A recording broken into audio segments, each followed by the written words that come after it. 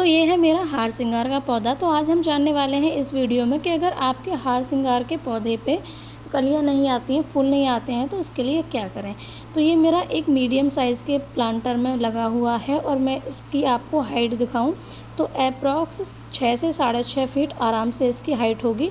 लेकिन इस पे आज तक एक भी कली नहीं आई है और एक भी फूल नहीं खिला है। तो आज की इस वीडियो में हम फुल केयर वीडियो हार सिंगार के बारे में जानने वाले हैं। तो इस वीडियो में हम देखेंगे कि हमें कटिंग किस तरह से करनी है और उसके बाद हमें खाद कैसे देना है, फंगीसाइड्स कैसे देना है, ताकि हमारा पौधा प्रॉपर ग्रोथ करे, उसमें बहुत सारी कलियाँ भी बने। तो सबसे पहले जितने भी नीचे से ब्रांचेस निकल रही हैं, तो या तो आप अपने अकॉर्डिंग काट सकते हो जितने आपको अपने प्लांट की हाइट रखनी है, या फिर मैं रिकमेंड करूँगी कि 3-3 नोड हर टहनी में आप 3-3 नोड जिस तरह से मैं दिखा रही हूँ 3-3 नोड छोड़ दें। उसके बाद जितनी भी आपकी टहनी बाकी बचती है वो सबको आप काट दें। तो इसी टेक्निक का आप यूज़ करें तो इससे बहुत ही अच्छी आपके प्लांट की ग्रोथ होगी।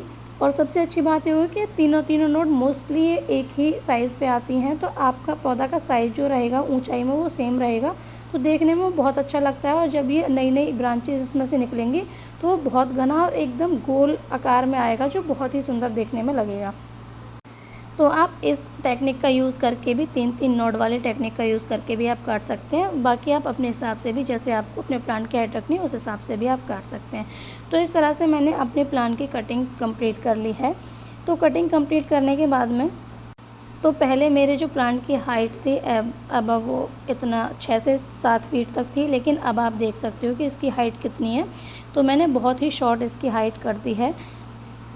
तो जब कटिंग हुई है तो उससे बहुत सारी टहनी भी निकली होंगी। तो ये इतनी अच्छी इससे टहनियाँ निकली हैं, तो इनको वेस्ट तो हम करने वाले हैं नहीं, तो इनकी हम कटिंग्स लगाएंगे, जिससे कि क्या है हमको और नए नए हार सिंगार के प्लांट मिलेंगे जो हमारी गार्डन की खूबसूरती को बहुत ही ज़्यादा बढ़ाएंगे।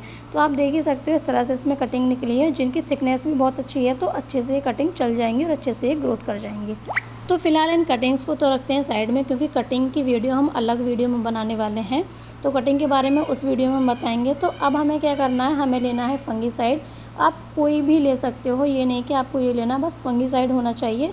तो फंगीसाइड हमारा क्या काम करता है, एक तो जहाँ जहाँ हमने कटिंग की है, जैसे इस तरह से मैंने कटिंग की है तो मैंने फंगीसाइड पाउडर ले लिया है। आप चाहें तो पेस्ट भी ले सकते हैं थोड़ा इसमें पानी मिला के, और सारी ही कटिंग पे इस तरह से अच्छे से आप फंगीसाइड लगा देंगे। उससे क्या होगा कि फंगस लगने के चांसेस बहुत ही कम होते हैं। या तो आप अपने जिस भी कटर से काट रहे हो सैनिटाइज उसे अच्छे से कर लो। अगर आप नहीं कर रहे हो सैनिटाइज तो इस तरह से फंगीसाइड लगा दीजिए, तो फंगस नहीं लगती है, उससे पौधा हमारा ख़राब नहीं होता है। तो मैं सारी ही जहाँ जहाँ से मैंने टहनियाँ काटी हैं फंगीसाइड इस तरह से लगा दूँगी। तो मैंने कोशिश की है कि मैं अच्छे से सारी चीज़ों को आपको दिखा पाऊँ, समझा पाऊँ। तो अगर कोई चीज़ छूट गई है तो उसके लिए पहले से ही मैं माफ़ी मांगती हूँ। तो इस तरह से हमने फंगीसाइड लगा लिया है। अब हमें क्या करना है, तीसरा हमें स्टेप ये करना है कि हमारे इस गमले में खाद की कमी है और बहुत टाइम से मैंने इसमें खाद दिया भी नहीं है। तो अब ये पूरा गमला ऊपर तक मिट्टी से भरा हुआ है, तो हमें क्या करना है, सबसे पहले थोड़ी सी इसमें से मिट्टी हटानी है।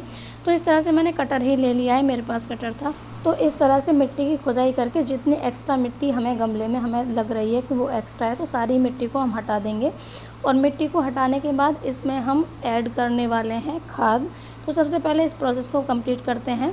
खाद है जो पौधों के लिए बहुत ही इम्पोर्टेंट होती है, तो आप किसी भी तरह का खाद, आप गोबर खाद भी डाल सकते हैं और उसके साथ साथ आप नीम खली की खाद भी दे सकते हैं, आप मस्टर्ड की खाद भी दे सकते हैं। तो कोई भी खाद आप 15 दिन में, और या फिर 15 दिन में भी नहीं दे पाते हो तो 1 महीने में आप कम से भी कम अपने पौधों को देते रहिए, जिससे कि इनकी जो ग्रोथ होती है वो बहुत ही अच्छी होती है। तो मैं कुछ टाइम के गैप पे इस तरह से खाद देती रहती हूँ। कभी मैं गोबर खाद देती हूँ, उसके कुछ टाइम बाद फिर नीम खली की खाद दे दी, फिर मस्टर्ड केक पानी में जब हम भिगो के रखते हैं उसके बाद उसका पानी डालते हैं, तो वो भी बहुत ही अच्छा रहता है सभी प्लांट के लिए। तो अब ये लिया है हमने गोबर खाद। तो गोबर खाद लेने के बाद हम क्या करेंगे कि हम अपने हिसाब से थोड़ा सा हम उस गमले में डाल देंगे जिससे हमने मिट्टी हटाई थी। तो इस तरह से मैंने मिट्टी में मिक्स नहीं किया, ऊपर से इसी तरह से डाल दूँगी, उसके ऊपर थोड़ी सी मिट्टी डाल दूँगी। तो ये क्या होगा कि ये अच्छे से मिक्स हो जाएगा और उसके बाद कर देंगे इसमें हम वाटरिंग। तो अच्छे से हमने इसमें खाद मिला लिया है। खाद मिलाने के बाद जो हमने थोड़ी सी इसी गुड़ाई की थी उसमें अच्छे से इस खाद को मिला देंगे। ये जो हार सिंगार का पौधा है ये पूजा में बहुत ही शुभ माना जाता है। उसके साथ साथ आपके घर में भी ये बहुत शुभ माना जाता है कि अगर आपके घर में ये पौधा है और फ्लावरिंग कर रहा है तो ये बहुत ही शुभ संकेत होता है।